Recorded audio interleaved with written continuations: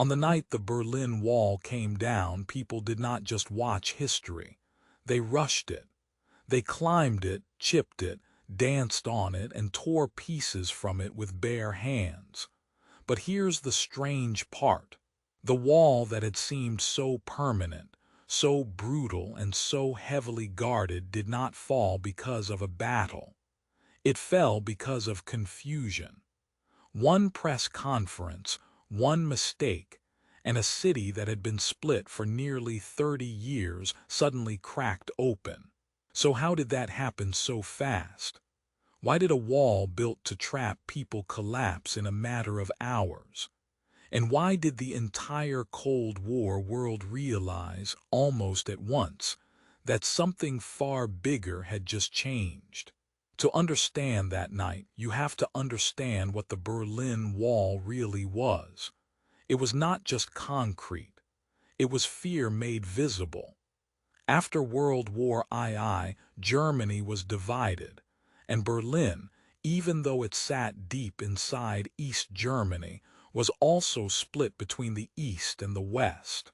On one side stood the Soviet-backed communist world. On the other stood the United States and its allies. Berlin became the front line of a global standoff. And for years, people in East Germany kept leaving.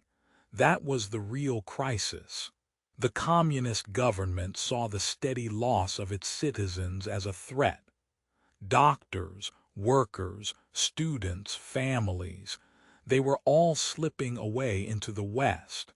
So in 1961, the East German government sealed the border, first with barbed wire, then with concrete, then with guard towers, guns, dogs, and a death strip that made escape terrifyingly difficult. The wall was meant to last, and for a long time it did. But by the late 1980s, the ground under the wall had already begun to shake. The Soviet Union was weakening. Reform movements were growing. Across Eastern Europe, people were demanding change. In East Germany, public anger was rising. More and more citizens were protesting, asking for freedom to travel, freedom to speak, and freedom to choose their own future. Still, no one expected the wall to fall so quickly. That is what makes the story so remarkable. On November 9, 1989, East German officials were under pressure. The government had been trying to calm the public by planning new travel rules. The idea was not to open the border completely. It was supposed to be a controlled step. People might be allowed to apply for permission to travel, slowly, carefully. On paper, the state still wanted control.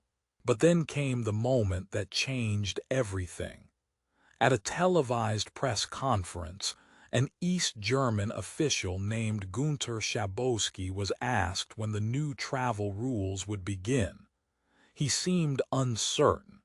He looked at his notes. Then he said something that sent shockwaves through the country. The rules would take effect immediately. Immediately. That one word spread like fire. People in East Berlin heard the announcement and headed for the border crossings. They wanted answers. They wanted proof. They wanted to know if it was real. Border guards were stunned. They had not received clear orders. Crowds grew larger. The pressure became impossible to manage. What should the guards do when thousands of people were demanding to leave, and no one in charge had explained what was supposed to happen next? They waited. They called their superiors. They asked again and again. And then the wall began to fail in the most human way possible, not with an explosion, but with hesitation. At one crossing after another, guards finally gave in and opened the barriers. The crowd surged forward. People from East and West Berlin embraced each other, cried, laughed, and climbed onto the wall itself. Families that had been separated for decades suddenly stood face to face. Some people had not seen relatives in years. Some had grown up with the wall as part of their world and could hardly believe they were walking through it. So why did it happen so fast? Because the wall was already standing on borrowed time.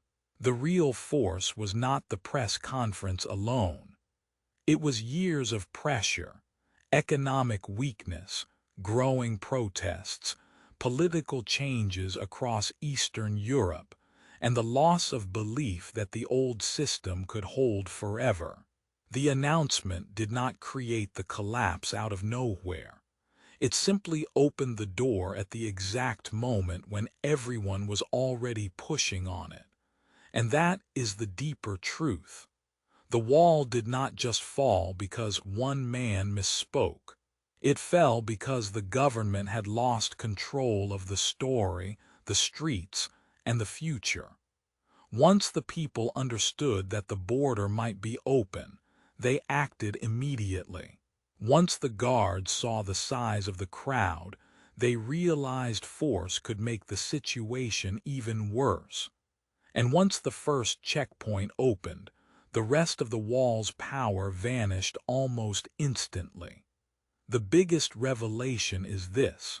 The Berlin Wall fell so fast because it had already been defeated long before the first crack appeared in the concrete. That night became one of the most powerful symbols of the 20th century. Not just because a wall came down, but because it showed how quickly a system built on fear can collapse when enough people stop believing in it. The wall had once seemed permanent, untouchable, but history does not always move with grand speeches or giant battles. Sometimes it changes in a rush, in confusion, in a single night when ordinary people decide they will not wait any longer. And when they did, Europe changed forever.